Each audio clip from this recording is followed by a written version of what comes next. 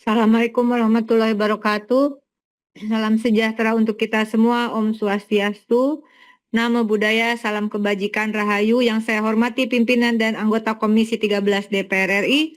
Yang saya hormati Sekjen MPR RI, Sekjen DPD RI beserta seluruh jajarannya.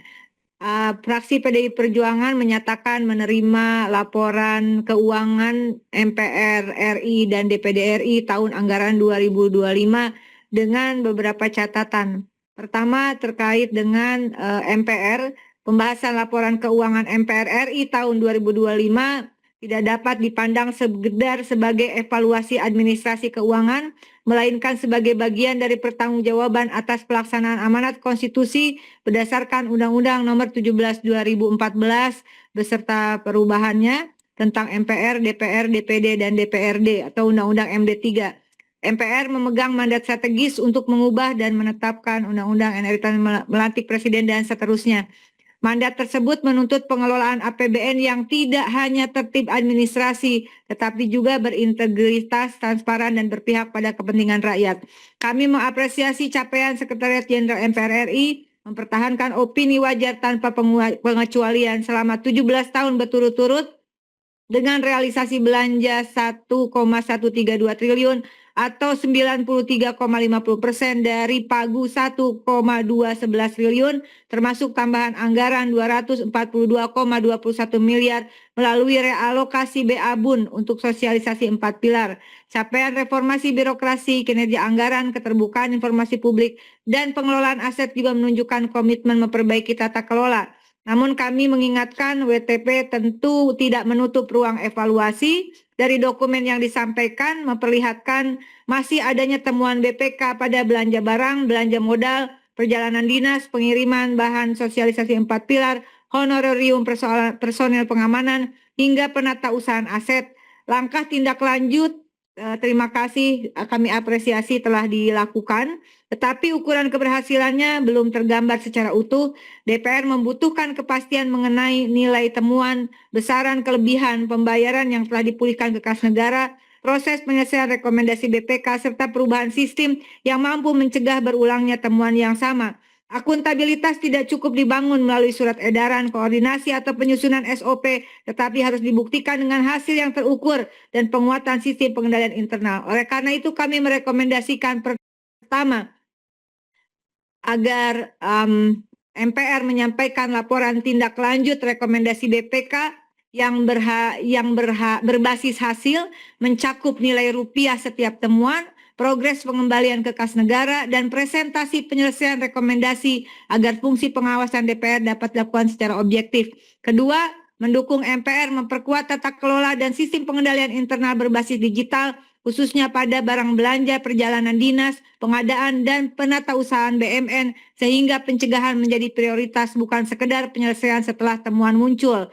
Tiga, memastikan setiap rupiah APBN benar-benar diarahkan untuk memperkuat pelaksanaan mandat konstitusional MPR sebagaimana diamanatkan Undang-Undang MD3 sehingga akuntabilitas keuangan berjalan seiring dengan penguatan fungsi konstitusi, pelayanan publik, dan kepercayaan rakyat terhadap lembaga negara. Yang kedua terkait DPD RI. DPD RI dibentuk berdasarkan pasal 22C dan pasal 22D Undang-Undang Dasar 1945 sebagai representasi daerah yang dipertegas dengan Undang-Undang MD3 yang menegaskan fungsi legislasi, pertimbangan, dan pengawasan DPR RI. Karena itu keberhasilan DPD RI tidak cukup diukur dari serapan anggaran atau opini wajar tanpa pengecualian, tetapi dari sejauh mana APBN memperkuat kepentingan daerah dan meningkatkan kualitas pelayanan kepada masyarakat. Kami mengapresiasi realisasi anggaran DPD RI 2025 sebesar 1,554 triliun atau 97,43% dari pagu 1,596 triliun, termasuk tambahan anggaran 292,37 miliar untuk operasional, hak keuangan anggota, dan kegiatan reses. Namun tingginya serapan harus diikuti outcome yang jelas. Belanja masih didominasi belanja barang sebesar 1,022 triliun, sementara kegiatan strategis seperti perancangan perundang-undangan dan pengkajian kebijakan hukum baru terrealisasi 75,78%, sehingga efektivitas pelaksanaan fungsi konstitusional perlu menjadi perhatian. Kami mengapresiasi penyelesaian 88,05% tindak lanjut rekomendasi BPK dengan pengembalian 7,42 miliar ke kas negara. Namun masih adanya temuan pada pengadaan barang, perjalanan dinas, honorarium, dan belanja modal menunjukkan perlunya penguatan sistem pengendalian intern agar tata kelola tidak hanya responsif terhadap temuan, tetapi mampu mencegah penyimpangan sejak tahap perencanaan. Berbagai capaian seperti opini WTP ke-19, reformasi birokrasi predikat BB dan predikat informatif patut diapresiasi. Namun penghargaan tersebut harus menjadi sarana meningkatkan akuntabilitas, bukan tujuan akhir. Hakikat pengelolaan APBN adalah memastikan setiap rupiah kembali menjadi manfaat bagi daerah sesuai amanat konstitusi. Dengan ini kami merekomendasikan DPD RI perlu mengubah orientasi kinerja dari serapan anggaran menuju kinerja konstitusional dengan indikator yang mengukur kualitas legislasi, pengawasan, pertimbangan APBN, dan tindak lanjut aspirasi daerah. Kedua, mendukung Sekretariat Jenderal DPRD RI harus memperkuat sistem pengendalian intern, memperbaiki perencanaan anggaran, pengadaan barang dan jasa, serta memastikan seluruh rekomendasi BPK ditindaklanjuti secara tuntas agar tidak menjadi temuan berulang. Terakhir, mendorong setiap tambahan anggaran DPD RI disertai target outcome yang terukur sehingga setiap alokasi APBN sekali lagi benar-benar memperkuat fungsi representasi daerah dan memberikan manfaat nyata bagi masyarakat Indonesia. Terima kasih. Wassalamualaikum warahmatullahi wabarakatuh. Terima kasih dari fraksi PDIP. Lanjut dari meja pimpinan, kebetulan juga saya dari fraksi Demokrat. Ada beberapa yang ingin saya dalami. Yang pertama terkait masalah di Sekjen MPR RI. Prinsipnya kami mengapresiasi atas WTP yang berturut-turut, tetapi ada penyerapan anggaran yang belum maksimal. Saya lihat penyerapan anggarannya masih 93%, tetapi didasari oleh faktor belanja barang dan juga belanja pegawai. Saya berharap harusnya belanja pegawai itu perencanaannya lebih matang ketimbang persoalan belanja barang maupun belanja modal yang itu sangat fluktuatif. Tetapi terkait masalah belanja pegawai ini harusnya perencanaannya lebih diperketat Ibu, sehingga tidak perlu harus persentase yang paling besar adalah persentase kekecilan 90% terhadap penyerapan aspirasi belanja pegawai. Yang kedua terkait mengenai Sekjen DPD RI, saya juga mengapresiasi terhadap WTP yang terus berturut-turut atas pemeriksaan BPK. Saya juga melihat apresiasi yang luar biasa terhadap penyerapan anggaran mencapai 97%. Tetapi ada juga beberapa hal terkait mengenai penyerapan belanja modal. Tentunya perlu ada evaluasi tersendiri, bahkan pemeriksaan BPK sangat spesifik terhadap penyerapan belanja modal. Untuk itu mungkin Pak Iqbal bisa melakukan kajian internal terhadap persoalan-persoalan yang harusnya penyerapan anggaran di Sekjen DPR RI bisa mencapai 98 atau 99%, tetapi akibat faktor belanja modal ini sehingga mengakibatkan penyerapannya hanya 97% sekian. Tetapi prinsipnya meja pimpinan mengapresiasi penyerapan dan juga hasil pemeriksaan BPK tahun 2025 baik Sekjen MPR RI dan Sekjen DPD RI. Untuk itu kami persilakan tanggapannya. Oh silakan Pak. Terima kasih pimpinan. Saya hanya ingin memberi catatan saja untuk Sekjen MPR terkait dengan LKPP 2025 ini. Saya ingin juga minta dilengkapi LKPP tersebut dengan aset, ya. Karena saya berpandangan jangan sampai penggunaan keuangan ini itu tidak berkesesuaian dengan fakta di lapangan. Kalau jika di kemudian hari didapatkan masalah, seolah-olah dengan Komisi 13 menerimakan itu tanpa kewaspadaan, kehati-hatian. Yang pertama, kami minta ada kepastian di barang milik negara kita, BUMN kita, tanah dan gedung yang memang menjadi kuasa penuh MPR dan mana yang masih bermasalah. Ini mesti jelas. Seperti perumahan-perumahan yang dahulunya aset milik negara, MPR,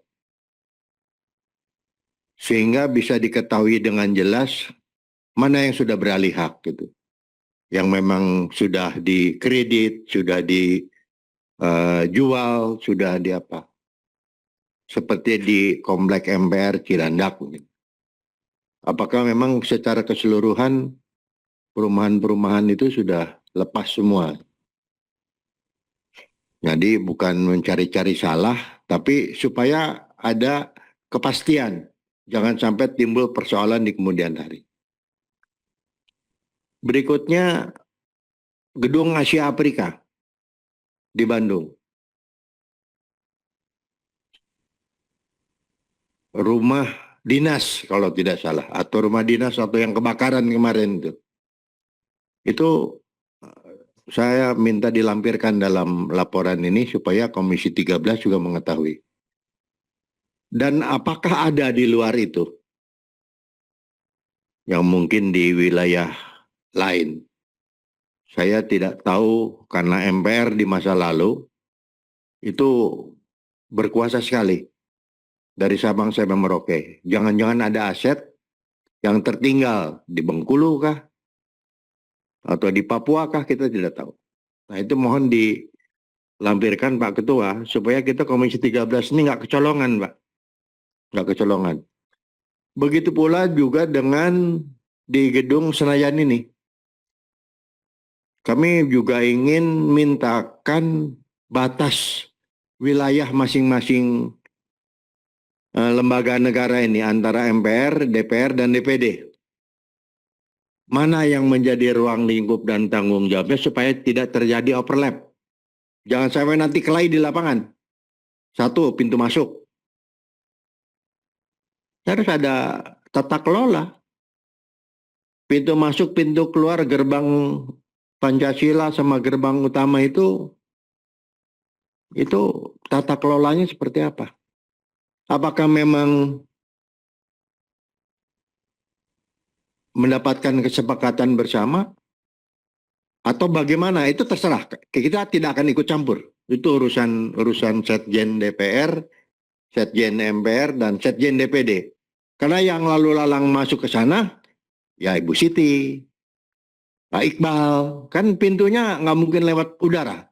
Pintunya itu juga, saya. Nah, siapa petugas yang bertanggung jawab? Siapa orang-orangnya? Siapa yang menggajinya? Ya harus jelas tata kelola ini. Termasuk juga soal masalah orang-orang non-DPR, non-MPR, non-DPD secara administratif. Ini juga mesti ada legalitasnya. Gitu. Dan ini beban tanggung jawab siapa? Jangan juga lalu karena dia nempel, hanya nempel. Bawain buku, bawain handphone, nempel ya, nempel. Itu juga harus ada aturan yang jelas. Bagaimana makannya, bagaimana honorariumnya, itu harus ada kejelasan. Apakah nempel dengan yang ditempel atau nempel ke dinas? Nah ini harapan kami sebetulnya ya supaya sejumlah hasil audit BPK ini catatan-catatan ini hilang. Kebetulan catatan-catatan ini itu yang membuat menjadi tidak serak gitu buat saya. wajar tanpa pengecualian, gitu ya. Tapi masih ada sejumlah catatan-catatan, ya entah itu administratif dan lain sebagainya. Harusnya kan kalau wajar tanpa pengecualian itu tidak ada pengembalian uang lebih atau bayar uang kurang, gitu kan. Harusnya begitu. Itu namanya wajar tanpa, kalau ada ABCD buat saya itu dengan pengecualian, bukan tanpa. Nah, tapi itu urusan BPK lah, bukan urusan saya. Tapi kalau saya ini BPK, saya nggak akan berikan. Nah, begitu juga untuk gedung-gedung.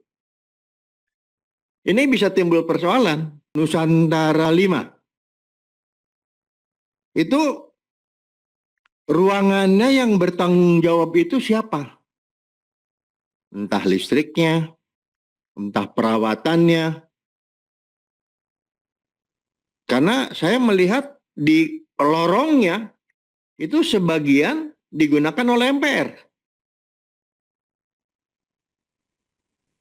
Gitu. Yang bahkan dijanjikan ruang kerja saya pun di situ nggak jadi-jadi. Saya nggak tahu udah jadi atau belum.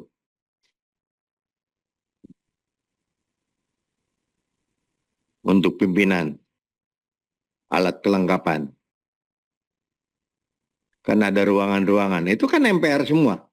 Nah, sementara Nusantara 5, kalau kita mau mengajukan permohonan, itu permohonannya ke Setjen DPR. Ini harus ada antara Setjen DPR, Setjen MPR, dan Setjen DPD. Gitu. Nah, begitu juga dengan DPD. Baik, Iqbal. Saya juga ingin minta laporan ini dilengkapi satu oleh seperti Pak Pirion. Ini harus dilengkapi dengan neraca, Pak. Kalau laporan ini ya dilengkapi dengan neracanya. Tadi dibilang ada, ya tinggal disusulkan saja, Pak, neracanya. Lalu yang berikutnya tentang tata kelola keuangan ini juga supaya kami tahu realnya di lapangan, supaya tidak timbul masalah, kami juga perlu kelengkapan, Pak, tentang keberadaan kantor-kantor DPD di provinsi. Sebetulnya di DPD provinsi itu apakah memang pinjam, sewa, atau sudah dalam bentuk hak milik kita? Riwayatnya apakah dihibahkan, hibah, atau kita beli? Ini juga mesti jelas, Pak. Jadi jika di kemudian hari terjadi sesuatu, pimpinan Komisi 13 tahu.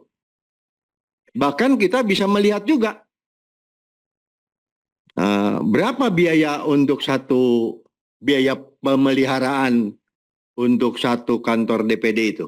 Entah listriknya, entah orangnya mungkin yang menjaga, dan lain sebagainya. Ini juga perlu kita tahu, Pak. Karena ini di seluruh Indonesia ada. Artinya kalau kira-kira tidak efektif,